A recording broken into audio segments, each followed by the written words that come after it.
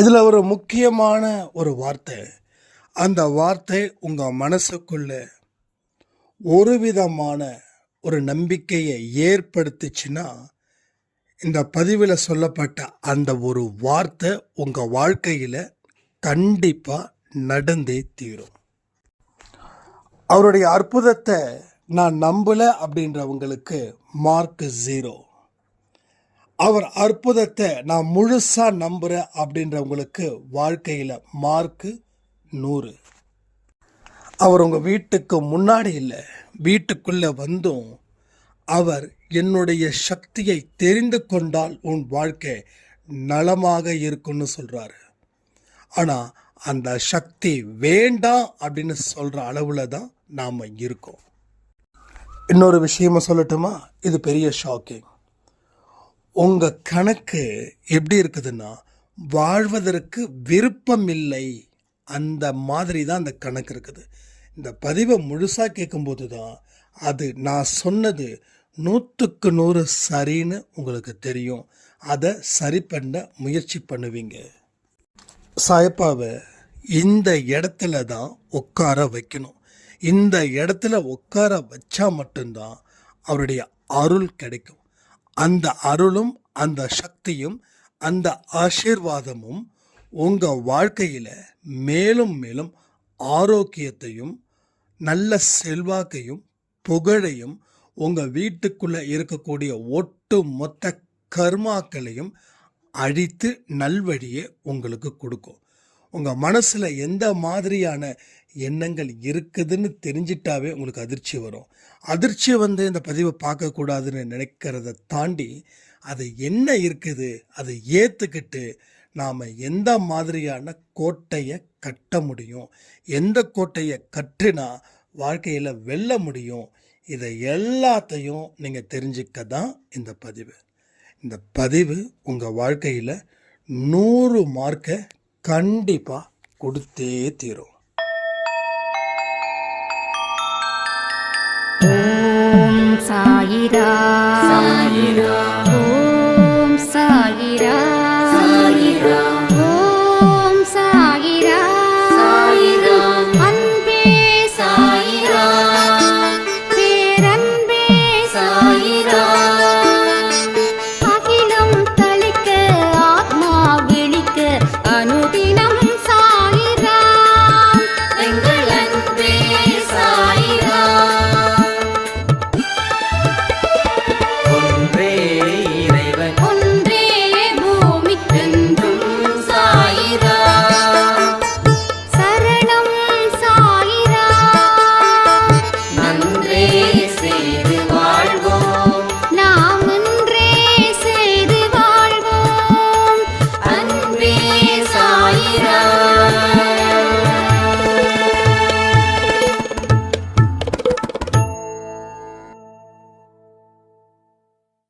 சாயிரா. என் உயிரின் உயிரானவர்களே, இந்த தைப்பூசம் உங்களுக்கு ஒரு நல்ல மெசேஜை கொடுத்துருக்கும் அப்படின்னு நான் நம்புகிறேன். ஒவ்வொரு கடவுளும் அன்பே சாய் குடும்பத்தில் மிகவும் நெருங்கி இருக்கிறாங்க. அது முருகராக இருக்கட்டும், சிவனா இருக்கட்டும், பெருமாளா இருக்கட்டும், ஜீசஸா இருக்கட்டும், எல்லா கடவுளுக்கும் அன்பே சாய் குடும்பத்தில் இருக்கிற குழந்தைங்க மேல அவ்வளோ பிரியம். இதை நான் சும்மா சொல்லலை, நான் சும்மா சொல்லவும் மாட்டேன். எல்லாத்துக்கும் காரணங்கள் இங்கே நிறைய இருக்குது. முதல்ல பொறுமையாக நிதானமாக பதிவை கேளுங்க. அப்போ ஆட்டோமேட்டிக்காக உங்கள் மைண்டுக்குள்ள அவ்வளவு ஒரு பாசிட்டிவ் தாட்ஸு இங்கே வரும். சும்மா எதிர்மறை எண்ணங்களை நான் வீழ்த்த போகிறேன், அதை பண்ண போகிறேன், இதை பண்ண போகிறேன் அப்படின்றத தாண்டி அந்த எதிர்மறை எண்ணங்களை வீழ்த்தணும் அப்படின்னா கடவுளுடைய சக்தி இல்லாமல் ஒரு துளியும் அது நிறைவேறாது. சும்மா மாற்றிட முடியுமா வாழ்க்கையை? சும்மா நம்மளோட மாற்றத்தை ஏற்படுத்திட முடியுமா? ஸோ எத்தனையோ திறமையானவர்கள் இன்னைக்கு தன்னோட திறமையை வெளிப்படுத்தாத அளவில் இருக்கிறாங்கன்னா அதுக்கு காரணம் நிச்சயமாக ஒன்றே ஒன்று சொல்லுவேன், கடவுளோட பார்வை, கடவுளோட துணை, கடவுளோட blessing இது இல்லை. இது இல்லாம இருக்கிறதால தான் இவ்வளவு பெரிய பிரச்சனைகள் எங்க அதிகரிக்குது. ஈஸ்வரி சாய்ராம் சொன்னாங்க, நான் அந்த ₹1 காயின் எடுத்து நான் பூஜை பண்ணி வைக்கும்போது அந்த பர்டிகுலர் டேஸ்க்குள்ளேயே எங்கள் குடும்பம் அவ்வளோ கஷ்டத்தில் இருந்துச்சு. ஆனால் அதுக்கப்புறம் நல்ல ஒரு வழி, நல்ல ஒரு மாற்றம். எனக்கு ஆடியோ கொடுக்கவே ஈஸ்வரி அழ ஆரம்பிச்சிட்டாங்க. பட் அதுதான் அந்த கடவுளுடைய அற்புத சக்தி. மெய்சிலிருக்கும் வண்ணம் ஒரு விஷயங்கள் நடக்குதுன்னா கடவுள் உங்களுக்குள்ள புகுந்து அவர் தன்னுடைய திருவிளையாடலை ஆரம்பிக்கிறார்னு அர்த்தம். காத்திருந்தது போதும், இனி உன்னை காக்க வைக்க மாட்டேன். காத்திருந்தது போதும், இனி நான் காக்க வைக்க மாட்டேன். இந்த பாயிண்ட்டை கொஞ்சம் நோட் பண்ணிக்கிறீங்களா? இது யார் யாருக்கெல்லாம் மனசுல தெளிவா படுதோ அவங்களுக்கு இந்த வார்த்தை பொருந்தும். இந்த வார்த்தையோட பலம் இனி அதிகரிக்கும். எல்லா விஷயமும் இங்க எண்ணங்கள் மூலமா, வார்த்தைகள் மூலமா தான் உங்க வாழ்க்கையில இடம்பெறுது. ஒரு சாய்ராமுடைய மிராக்கிள் நான் ஒன்று சொல்லியிருக்கேன், அது எத்தனை பேர் கேட்டீங்கன்னு தெரியல. ஒரு பெரிய குழப்பத்தில் இருந்து ஒரு சாய்ராம் பஸ் ஸ்டாப்பில் நிற்கிறாங்க. ஒரு ரொம்ப சாய்ப்பாவோட, ரொம்ப நம்ம அன்பே சாய் குழந்தை, வயசு 60 இருக்கும். தன்னுடைய மகளுக்கு மேரேஜ் பண்ணணும், எவ்வளோ பெரிய குழப்பம் இருக்கு. கடைசியில் அவங்க ஏகப்பட்டது கேட்குறாங்க, நம்மளால் கொடுக்க முடியாது. இடமும் நல்ல அற்புதமான இடம், இதை விட முடியாது அப்படின்னு. இது நீங்கள் நம்புறீங்களா நம்பலையான்னு சத்தியமாக எனக்கு தெரியல.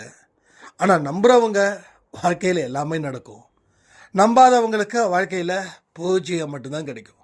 அதனால் நீங்கள் கடவுளோட வார்த்தைகளை நம்ம அன்பே சாயில் சொல்லக்கூடியதை 100க்கு 100 நம்புனா உங்கள் வாழ்க்கையில் 100 மார்க்கு. இல்லை என்னமோ அப்படின்னா வாழ்க்கையில் 0 மார்க்கு. அதனால் 100 மார்க் வாங்கணுமா இல்லை 0 வாங்கணுமான்றது உங்ககிட்ட நான் விட்டுட்டேன். ஆனால் உங்கள் கர்மா உங்களுக்கு இடம் கொடுக்குது நல்லா வாடணும்னு. ஆனால் கர்மாவை கூட நீங்கள் ஓரங்கட்டி அதை வேதனையை ஏற்படுத்தி வாழ்ந்துக்கிட்டு இருக்கீங்க. இதையும் உண்மை, அதையும் நான் சொல்லிடுறேன். அப்போ 100 மார்க் வாங்கணும் அப்படின்னா முதல்ல இருக்கிற மிராக்கிளை கேளுங்க. அதிசயங்களை உண்டு பண்ணுவார். ஏன் உண்டு பண்ண மாட்டாரு? எங்கெங்கயோ நடக்குது, அப்போ நமக்கு நடக்காதா? நம்ம என்ன அவ்வளோ பெரிய பாவம் செஞ்சவங்களா?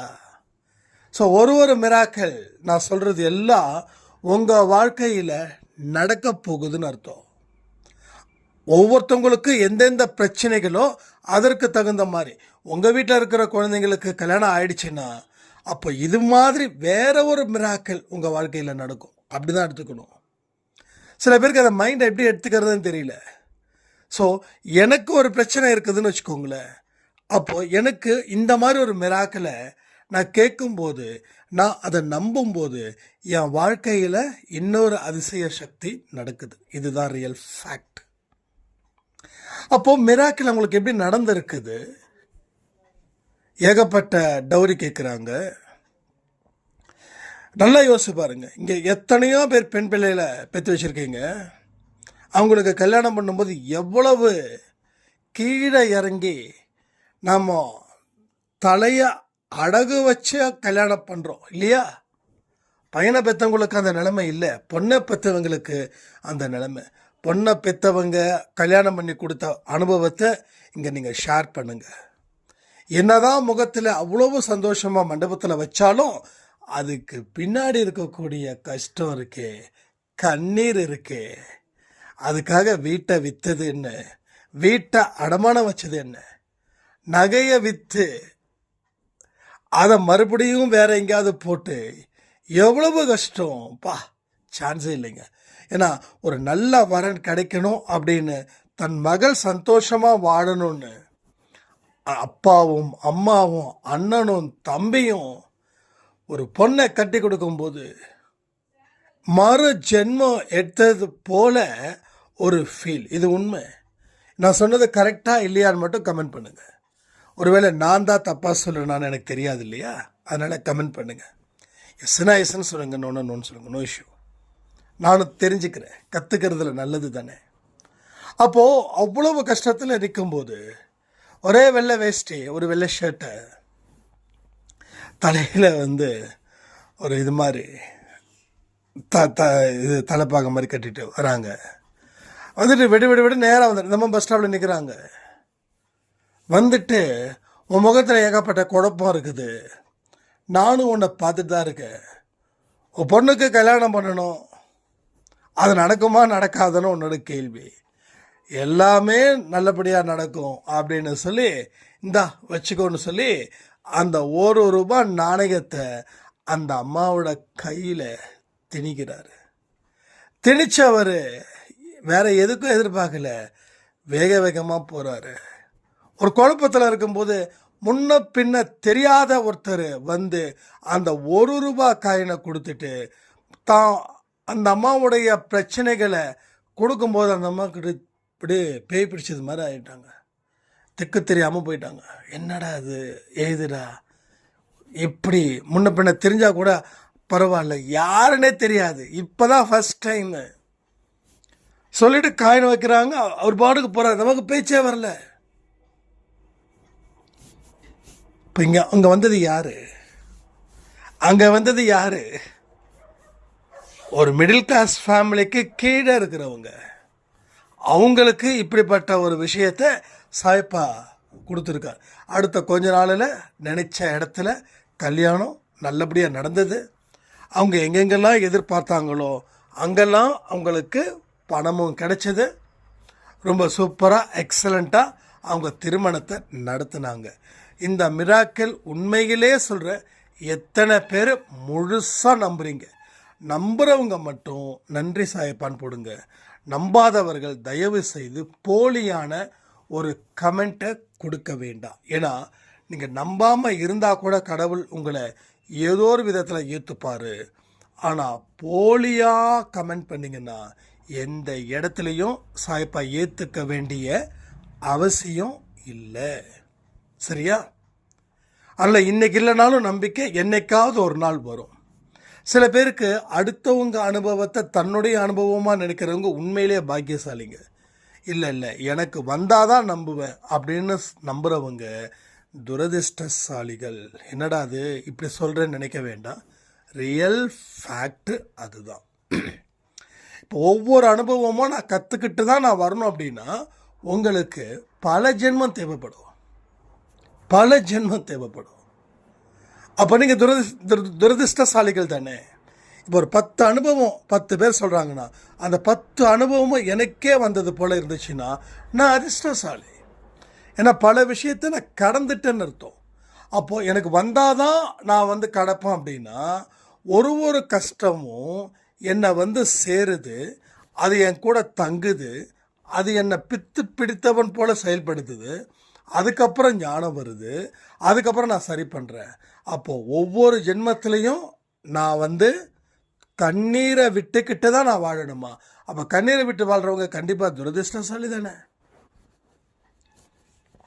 அதாவது அனுபவமே இல்லாமல் ஞானமே இல்லாமல் கடவுளுடைய இடத்துல வரவங்க கண்ணீர் விட்டால் அதிர்ஷ்டசாலி.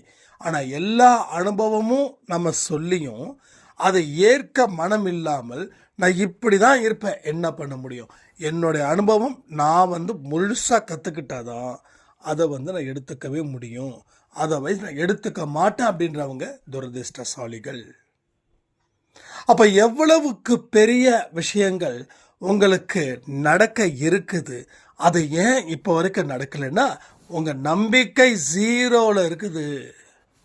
உங்கள் நம்பிக்கை எவ்வளோவில் இருக்குது? 0ல் இருக்குது. இதுக்கு என்ன பண்ண போகிறீங்க? ஸோ இந்த பதிவோட நோக்கமே அதுதான். உங்கள் வாழ்க்கை எப்படி போகுது? நம்பிக்கை அடிப்படையில் போகுதா, இல்லை அவநம்பிக்கை அடிப்படையில் போகுதா? சொன்னதை நம்புறீங்களா? சொன்னதை, அதாவது நிறைய மனுஷங்களோட பிரச்சனை என்ன தெரியுமா? நம்புறத நம்பாமலும் நம்பக்கூடாததை நம்புறதுலையும் தான் இங்கே நம்ம மனசையும் நம்ம உடலையும் நம்ம காலத்தையும் எல்லா விஷயத்தையும் நாம் அழிக்கிறோம், ஒதுக்குறோம். இது எனக்கானது அப்படின்னு சொன்னால் அங்கே பெரிய சக்தி பிறக்கும். இல்லை இது எனக்கானது இல்லை அப்படின்னா அந்த சக்தியை நீங்கள் வேண்டான்னு சொல்றீங்கன்னு அர்த்தம். ஒரு கடைக்கு போகிறீங்க, உங்களுக்கு ஒரு பொருள் பிடிக்குது. அந்த பொருள் பிடிச்சா அது உங்களுக்கு சொந்தமாயிடாது. அந்த பொருளை விலை கொடுத்து வாங்கினா அது உங்களுக்கு சொந்தம். விலை கொடுத்து வாங்கப்பட்ட பொருள் கடைக்காரனே திருப்பி கேட்டால் கூட நீங்கள் கொடுக்க மாட்டீங்க. ஏன்னா இப்போ அதனுடைய உரிமையாளர் நீங்கள். இல்லை என்னோட பொருள் தான் எனக்கு கொடுங்கன்னு சொல்லி 1 மாதம் கழித்து அந்த கடைக்காரன் வீட்டுக்கு வரமாட்டான், வரக்கூடாது, வரமாட்டான். வந்தாலும் நீங்கள் கொடுக்க மாட்டீங்க. வந்தாலும் அது அவனுக்கு தான் பெரிய பிரச்சனையாக ஆகும் இல்லையா? அதே போல தான் அவருடைய சக்தியை மனசு ஏற்றுக்கொண்டாதான் உங்கள் வாழ்க்கையில் நல்லது நடக்கும். அவர் சக்தியை நீங்கள் ஏற்றுக்கொள்ளலை, சும்மா கேள்விப்பட்டுட்டு தான் இருக்கீங்க அப்படின்னா உங்கள் வாழ்க்கையில் எந்த மாற்றமும் ஏற்படாது. நல்ல நோட் பண்ணிக்கோங்க. அப்போ மாற்றத்தை ஏற்படுத்துவதற்கான முயற்சியில் நீங்கள் தோற்றீங்க, உங்கள் கர்மா இடம் கொடுக்குது. கர்மா இடம் கொடுத்தும் நீங்கள் தோற்றுருக்கீங்கன்னா ஒரே ஒரு விஷயம் சொன்னால் தப்பாக நினச்சிக்க கூடாது. எக்ஸாமில் நீங்கள் எந்த கேள்விக்கும் பதில் தெரியாமல் முழிச்சுக்கிட்டு இருக்கீங்க. அங்கே இருக்கக்கூடிய எக்ஸாமினர் என்னப்பா எக்ஸாம் எழுதலையான்னு கேட்குறாரு. இல்லை சார், என்னால் முடியல, எங்கள் குடும்பத்தில் இவ்வளோ பிரச்சனைகள் இருக்குது, படிக்க முடியல, ஆனால் படித்தாதான் எனக்கு வேலை கிடைக்கும், நான் என்ன பண்ணுறதுன்னு. சரிப்பா, ஒன்றும் பிரச்சனை இல்லை, நான் ஒரு புக்கு கொடுக்குறேன், அந்த புக்கை பார்த்து நீ கரெக்டாக எழுது. அப்படி யாரும் சொல்ல மாட்டாங்க, உதாரணத்துக்கு சொல்கிறேன், ஜஸ்ட் எக்ஸாம்பிள், புரியுதா? எக்ஸாம்பிளுக்கு தான் நான் சொல்கிறேன். அப்போது புக்கை கொடுக்குறாரு. அப்போது அவன் என்ன பண்ணணும்? புக்கை கொடுக்கறதுக்கு நன்றின்னு சொல்லி அவருக்கும் சொல்லணும், கடவுளுக்கும் சொல்லணும், தான் செய்த புண்ணியத்துக்கும் சொல்லணும், தன்னுடைய கர்மாவுக்கும் சொல்லணும், தன்னுடைய பெற்றவங்களுக்கும் சொல்லி டெடிக்கேஷனாக எழுதியிருந்தா நல்ல மார்க்கை ஸ்கோர் பண்ணியிருப்பான். ஆனால் எக்ஸாமினர் அந்த புக்கை கொடுத்தும் அவன் எழுத விருப்பம் இல்லைன்னா அவன் வாழ்வதற்கு விருப்பம் இல்லாதவனாக இருக்கிறானா இல்லையா? அப்போ நீங்கள் புரிஞ்சுக்கோங்க, நீங்கள் வாழ்கிறதுக்கு விருப்பம் இருக்குதுன்னு நினைக்கிறீங்க, ஆனால் நிச்சயமாக சொல்கிறேன், வாழ்வதற்கு உங்களுக்கு எந்த விருப்பமும் இல்லை. அப்போ வாழ்கிறதுக்கு விருப்பமாக இருக்கிறவன் என்ன செய்யணும்? கர்மா இடம் கொடுக்குது வாழ்வதற்கு. கடவுள் கிரீன் சிக்னல் காட்டுறதால கர்மா இடம் கொடுக்குது. ஆனால் இந்த வாய்ப்பையும் நான் பயன்படுத்திக்க மாட்டேன் அப்படின்னா வாழ விருப்பம் இல்லை. இதுதான் முக்கியம். வாழ விருப்பம் இல்லை. இது எங்கே? உங்களுடைய ஆழ் மனசில் வாழ விருப்பம் இல்லை அப்படின்ற ஒரு எண்ணம் ஓங்கி நிற்கிறதால உங்கள் வாழ்க்கை ஓங்கி வாழ முடியல. ஒவ்வொரு மனுஷங்களும் பாருங்களேன், சாதனை செய்தவங்கள,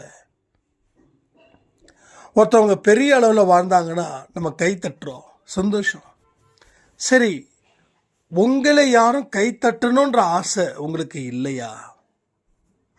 இல்லையா சொல்லுங்க. சில பேர் சொல்லுவாங்க, எனக்கு அதெல்லாம் விருப்பம் இல்லைங்க, சாயப்பாதாங்க அப்படின்னு. இதை நான் நிச்சயமாக ஏற்றுக்கவே மாட்டேன். ஏன்னா அப்போ குத்துன காது இப்போ கூட எனக்கு அந்த காதில் அந்த அச்சு இருக்குது.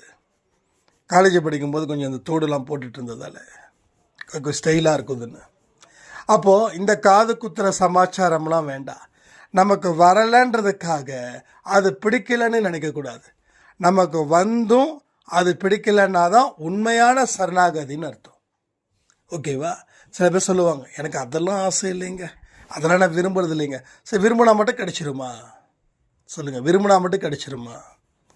நமக்கு ட்ரை பண்ணோம், அது கிடைக்கல, நம்ம தோத்துட்டோன்றதை ஒத்துக்க மனசு இல்லை, அதனால் இன்டைரக்டாக ஒரு பாயிண்ட் அடித்தோம், என்னென்னா எனக்கு பிடிக்கல, அதனால் ட்ரை பண்ணலை அப்படின்னு. ஸோ இங்கே எல்லாருக்குமே மற்றவங்க கை தட்டணும், மற்றவங்க நம்ம புகழ் பாடணும் அப்படின்ற ஆசை இருக்குது. அதற்கு தகுதியானவர்களாக நீங்கள் இருந்து நீங்கள் அந்த வார்த்தையை சொன்னால் அது ஏற்றுக்கொள்ளப்படும். ஆனால் அதுவே நடக்காதப்போ நம்ம இப்படி தான் வாழ ஆசை இல்லை. அந்த ஒரு எக்ஸாம்பிளுக்கு தான் இதை சொல்லிகிட்டு இருக்கேன்.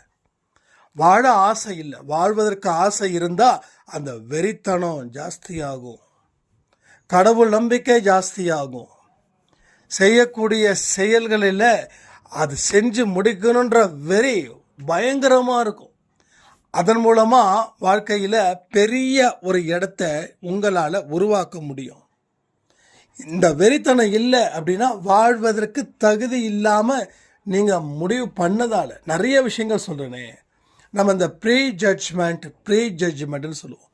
ஏற்கனவே நம்ம முடிவு பண்ணிட்டோம். முடிவு பண்ணதை மாற்ற முடியுமா? இந்த நாள் இப்படி தான் இருக்குன்னு காலையில் முடிவு பண்ணோம். முடிவு பண்ணது போல தான் இந்த வாழ்க்கை இருக்கும், அப்படி தான் இருக்குது.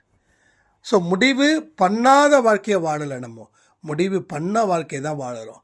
ஆனால் ஒரு விஷயம், நம்ம முடிவு பண்ணது ஒரு யூஸ்லெஸ்ஸான ஒரு டெசிஷன், ஒரு கன்க்ளூஷன், ஒரு கன்ஃபர்மேஷன். இந்த கன்க்ளூஷன், கன்ஃபர்மேஷன்ஸ் இது எல்லாமே உங்கள் வாழ்க்கையில் திருப்பி போட்டால் மட்டும்தான் இங்கே நீங்கள் ஜெயிக்க முடியும். அப்போ தான் உங்களுக்கு காட்சிகள் தெரியும். இல்லைன்னா நான் வாழ போகிறேன்னு சொல்லி ஒரு இருட்டான இடத்துல இருந்துக்கிட்டோ இல்லை கண்ணை கட்டி ரோட்டில் நடந்துக்கிட்டு இருக்கிறதோ மட்டும்தான் உங்களால் செய்ய முடியும். ரைட். அடுத்தது, நான் எவ்வளவுதான் ஆக்டிவாக இருந்தாலும் என் கூட இருக்கிறவங்க என்னை ஏதாவது ஒரு நெகட்டிவிட்டியாக தான் கொண்டு வராங்க. அதாவது நம்ம மனுஷனுக்கு என்ன ஒரு ஆசைன்னா, தான் கூட இருக்கிறவன் எல்லாம் மோட்டிவேட் பண்ணிக்கிட்டே இருக்கணும். தான் எதை செஞ்சாலும் வாவ் வெல்டன் அப்படின்னு சொல்லிக்கிட்டே இருக்கணும். அப்படி இருந்தால் தானே சாய்ராம் வாழ்க்கை நல்லா இருக்கும். இது ஒருத்தவங்க 2 பேர் கேட்கல, நிறைய பேர் கேட்குறாங்க. அப்போ நான் என்ன சொல்கிறேன், ஒரு கடினமான முயற்சி, ஒரு கடினமான உழைப்பு, அது இருக்கிறவன் வாழ்க்கையில் ஜெயிக்கிறான். எல்லாமே இருந்துச்சுன்னா லைஃப் போர் ஆகிடும்ல. இப்போ 10 பேர் அப்படின்னா, நம்ம கூட ஒரு 10 பேர் இருக்கிறாங்கன்னா அந்த 10 பேரும் உங்களை தாண்டி தான் இருப்பாங்க. நீங்கள் நினைக்கிறதும் அவங்க நினைக்கிறதும் சம்பந்தம் இல்லாமல் தான் இருக்கும். அந்த வாழ்க்கை தான் வாழ்ந்துட்டுருப்பீங்க. This is a challenge. இது ஒரு கிரவுண்டு மாதிரி, ஃபுட்பால் ஆடக்கூடிய ஒரு கிரவுண்டு. ஃபுட்பாலில் இருக்கக்கூடிய அத்தனை பிளேயர்ஸும் அந்த பாலை காலில் தொட்டால் தான் ஃபுட்பால். ஸோ ஒரு டீம் ஒர்க் இது. அது போல தான் இங்கேயும் ஒருத்தவங்களை பார்த்து ஒருத்தவங்க திருந்தணும், ஒருத்தவங்களை பார்த்து ஒருத்தவங்க மாறக்கூடாது, ஒருத்தவங்களை பார்த்து ஒருத்தவங்களை திருந்தணும். இவன் இப்படியா, இது தப்பாச்சே, அதனால் இந்த தப்பை செய்யக்கூடாது. ஓகே, 2வது ஆள் இவ்வளோ நல்லவனாக இருக்கானா, இது நமக்கு தேவையே, அவன்கிட்ட அதை எடுத்துக்கோங்க. அப்போ நல்ல விஷயங்களை மட்டும் ஒரு மனுஷங்கிட்ட பாருங்கள், அதை எடுத்துக்கோங்க. கெட்ட விஷயத்தையும் அந்த மனுஷங்கிட்ட பாருங்கள், அதை விட்டுடுங்க. இந்த 2 விஷயங்கள் தான். அதுவே உங்களுக்கு பெரிய பாடமாக, பெரிய அனுபவமாக உங்கள் வாழ்க்கையில் அமையும். சரியா? ஸோ வந்ததை குறை சொல்கிறதுக்காக இல்லை, பூமிக்கு வந்ததை சொல்கிறேன். இங்கே இருக்கக்கூடிய குறைய நிறைவான வாழ்க்கையை, இந்த குறைய வச்சுக்கிட்டு ஒரு நிறைவான வாழ்க்கையை வாழ்ந்து மடிஞ்சு போயிடு. நீ சாகும்போது சந்தோஷமான மனநிலையில், ஆனந்தமான மனநிலையில் இரு. நோய் நொடியோட அழிஞ்சு போகணும்னு நினைக்காத. உனக்கு இருக்கக்கூடிய பாவத்தின் அடிப்படையில் தான் உனக்கு நோயும் இருக்குது, நொடியும் இருக்குது, துன்பமும் இருக்குது, பிரச்சனையும் இருக்குது, எல்லாம் இருக்குது. ஆனால் இப்போ அதை வழி செய்வதற்கு சாயப்பா உங்களுக்கு கொடுத்துருக்கக்கூடிய வாய்ப்பை பயன்படுத்தினா தானே ஜெயிக்க முடியும். நான் பயன்படுத்த மாட்டேன் அப்படின்னா யாருக்கு நஷ்டம்?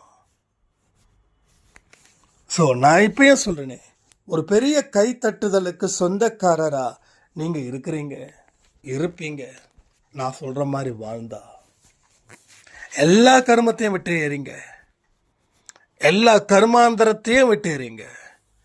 ஸோ என்ன பண்ணணும்? ஒரு அழகான பார்க்கில் எவ்வளவு ரம்மியமான காட்சிகளையும் அந்த குருவி சவுண்டையும் கேட்குறீங்க இல்லையா, அந்த மாதிரியான ஒரு வாழ்க்கையை உன் மனசுக்குள்ளே உருவாக்கு. நம்ம மனசுக்குள்ளே எப்படி இருக்குதுன்னா, ஒரு விதமான ட்ரையாக இருக்குது. ஒரு பாலைவனம் கூட அழகாக இருக்கும். சில இடத்துல பார்த்தீங்கன்னா வறண்ட பூமி. சிலதை பார்த்தாவே அப்படியே கண்ணெல்லாம் எரியும். சில ஊர் பார்த்திங்கன்னா அப்படியே முள்வெளியாக இருக்கும், முள்வெளி காடாக இருக்கும். அது நிழலுக்கு எந்த பயனும் தராது. ஒரு மாதிரி ட்ரைனஸ் ஜாஸ்தி இருக்கும். அது மாதிரி நம்ம எல்லோருடைய மனசுலையும் அப்படி தான் இருக்குது. அந்த இடத்துல ஒன்றுமே இல்லை, அவ்வளவு பெரிய ட்ரைனஸ் அந்த இடத்துல இருக்குது. சரியா? அதை சரி பண்ணணும். இப்போது அப்படிப்பட்ட மனநிலையில் இருக்கிறவங்க தான் அந்த மாதிரியான ஒரு கான்செப்டை கொண்டு வரணும். இந்த வறண்ட பூமியை நான் என்னுடைய முயற்சியின் மூலமாக ஒரு பசுமையான பகுதியாக மாற்ற போகிறேன். ஒரு பசுமையான பகுதியாக மாற்றி அதில் நான் வாழ போகிறேன். அதில் வாழ்ந்து நான் சாதிக்க போகிறேன். சாதிச்சாதான் என்னோட உயிர் என்னை விட்டு பிரியணும். இதையெல்லாம் உங்கள் மனக்கண் முன்னாடி வந்து நிறுத்துங்க. இது ரொம்ப ரொம்ப முக்கியம், ரொம்ப ரொம்ப முக்கியம். உங்கள் வயசை பற்றி கவலைப்பட வேண்டாம். எவ்வளவுக்கு எவ்வளோ, ஏன்னா இங்கே மனசில் தான் நான் கோட்டை கட்ட சொல்கிறேன், வெளியில் கோட்டை கட்ட சொல்லலை. சில பேர் 70 வயசு ஆயிடுச்சு இருந்தால் என்ன, இங்கே 10 கிலோ மூட்டையை தூக்குங்க உங்கள் பாவம் போகும்னு சொல்லலை. 10 கோயிலுக்கு சுற்றி வாங்க உங்கள் பாவம் போகும்னு சொல்லலை. இல்லை 1 லட்ச ரூபா கட்டுங்க, ஒரு எந்திரத்தை வாங்குங்க, அதை உங்கள் வீட்டுக்கு முன்னாடி கட்டுங்கன்னு சொல்லலை. ஸோ உடல் உழைப்பும் தேவையில்லை, பணம் கொடுக்க வேண்டிய விஷயமும் இல்லை, எந்த அலைச்சலும் இல்லை. கண்ணை மூடிட்டு உட்காருங்க, உங்கள் மனசை சரி பண்ணுங்க, மனசில் ஒரு கோட்டையை கட்டுங்க. எந்த மாதிரியான எண்ணங்கள் இருக்குதோ அதற்கு தகுந்த மாதிரி தான் நம்ம கோட்டை கட்ட முடியும். ஒன்று பேயோட கோட்டையை கட்டுறோமா இல்லை கடவுளுக்கு கோட்டை கட்டுறோமான்றத உங்கள் மனசில் இருக்கக்கூடிய எண்ணங்கள் அடிப்படையில் ஒவ்வொரு நாளும் கட்டுங்க. பேயோட கோட்டையை தான் நம்ம கட்டியிருக்கோம், அதை முதல்ல இடிங்க, அது தரைமட்டமாக்குங்க. அதற்கு அப்புறமா ஒரு மாளிகை எழுப்புங்க, அங்கே கடவுளை உட்கார வைங்க. கடவுளை நீங்கள் மனசில் உட்கார வச்சிட்டிங்கன்னா உங்கள் வாழ்க்கையில் எல்லாமே நடக்கும். ஸோ இதை எல்லாத்தையும் உங்களால் பூர்த்தி பண்ண முடிஞ்சால் இந்த ஜென்மத்திலேயே நீங்கள் கோடீஸ்வரன். இந்த கோடீஸ்வரனா பணம் மட்டும் இல்லை, எல்லாத்துலேயும் கோடீஸ்வரன்.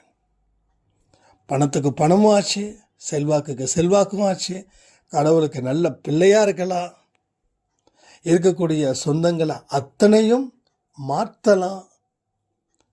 ஒரு ஒரு காந்த பார்வை உங்கள் கண்ணில் படும். எவ்வளோ விஷயம் இருக்குது தெரியுமா, எத்தனை விஷயம்.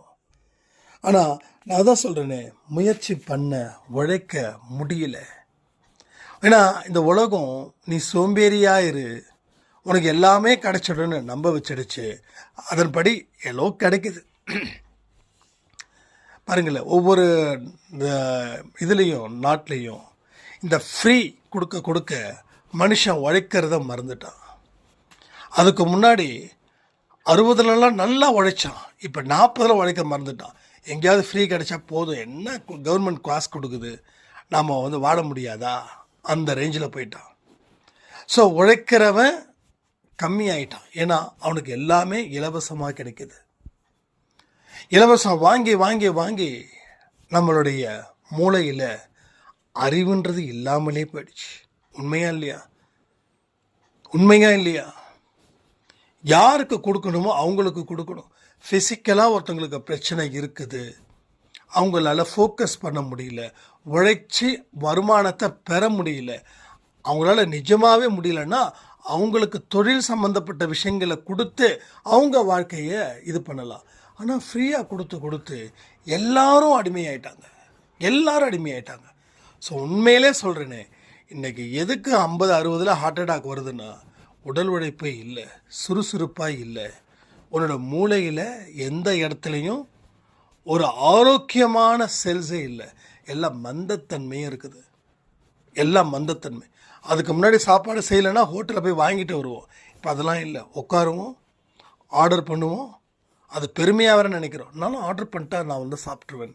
இது பெருமை இல்லை, உங்களுக்குள்ளே வச்சுருக்கக்கூடிய ஒரு கேவலமான செயல். ஆனால் நான் ஒன்று சொல்கிறேன், உண்மையிலே முடியல அப்படின்றவங்களுக்கு இது ஒரு வரம். உண்மையிலே முடியல, ஒரு வயசானவங்க இருக்காங்க, அவங்களுக்கு வந்து திடீர்னு இது பண்ண முடியல. அப்போ தன்னுடைய மகன் வந்து என்னம்மா நீ கவலைப்படாத, 2 இட்லி ஆர்டர் பண்ணுறேன், ஒரு 3 இட்லி ஆர்டர் பண்ணுறேன், அது வந்து ஓகே, அது அக்செப்டபிள். ஆனால் இன்றைக்கி இருக்கக்கூடிய யங்ஸ்டர்ஸ் என்னென்ன சாப்பிட்றாங்க? பீஸா, பர்கர், சிக்கன். எங்கள் 10 மணிக்கு சிக்கனை சாப்பிட்டா என்ன ஆகுங்க? உடம்பு என்ன ஆகும்? போச்சு, எல்லாமே போச்சு. ஒரு டாக்டரை நான் வந்து மீட் பண்ணியிருந்தேன். அவர் சொன்னார், என்னோடய நாடியை பிடிச்சி பார்த்து சும்மா அது ஆக்சுவலாக பேஷண்ட்டாக நம்ம போல சும்மா ஜஸ்ட் லைக் தட் ஒரு விஷயமா பேச போயிருந்தோம். அப்போ வந்து நாடியை துடித்து பார்த்து, பரோட்டா அது மாதிரி சாப்பிடுவீங்களா சந்தோஷ் அப்படின்னாங்க. சார் மாதத்தில் 2 தடவை 3 தடவை சார். அவர் சொன்னதுக்கு கேட்ட எனக்கு ஷாக் ஆகிடுச்சு. ஒரு புரோட்டா நம்ம உடம்புல இருந்து ஒட்டு மொத்தமாக போகிறதுக்கு 45 நாள் தேவைப்படுது. எவ்வளோ? 45 நாள் தேவைப்படுது. ஆனால் அப்போ மாதத்தில் நான் 3 வாரத்தில் ஒரு தடவை, நான் மாதத்தில் 4 தடவை சாப்பிட்றேன். அப்போ யோசிச்சு பாருங்கள். அப்போ அந்த அந்த அந்த புரோட்டா என் உடம்புக்குள்ளே இருக்குது, அது கழிவாக மாறுது, அந்த கழிவு நோயாக மாறுது. ரைட்டா? அடிக்கடி எனக்கு தலை சுத்தல் வருது அப்படின்னா அதுக்கு ரீசன் அன்றைக்கி நைட்டு சாப்பிட்ற சாப்பாடோட இதாக தான் இருக்குது. ஏன்னா என்னோடய பிரச்சனை என்னென்னா, அன்டைமில் எங்கே போனாலும் பரோட்டா தாண்டி வேறு எதையும் வைக்கல, வேறு வழி இல்லாமல் சாப்பிட வேண்டியதாக இருக்குது. அதனால தான் இப்போல்லாம் என்னென்னா, ஒரு பிஸ்கட்டோ இல்லை பனானோ இல்லை வந்து ஆரஞ்சோ எது வந்து உரிக்கிறதுக்கு ஏற்றது போல் இருக்குதோ அதை எடுத்துக்கிட்டு நான் படுக்க கிளம்புறேன். இப்போது அதை நான் சரி பண்ணுறேன். ஸோ இது ஒரு பெரிய டிப்ஸ் தான் இது அன்பே சாயில். ஏன்னா உடலும் முக்கியம் இல்லை, உடல் இருந்தால் தானே மனம் இருக்கும், மனம் இருந்தால் தானே உடல் இருக்கும். ஸோ ஆரோக்கியமான வாழ்க்கையை நீங்கள் வாழணும்னு சொல்லி இந்த ஆடியோவை நான் முடிக்கிறேன். ஜெய் சாய்ராம்.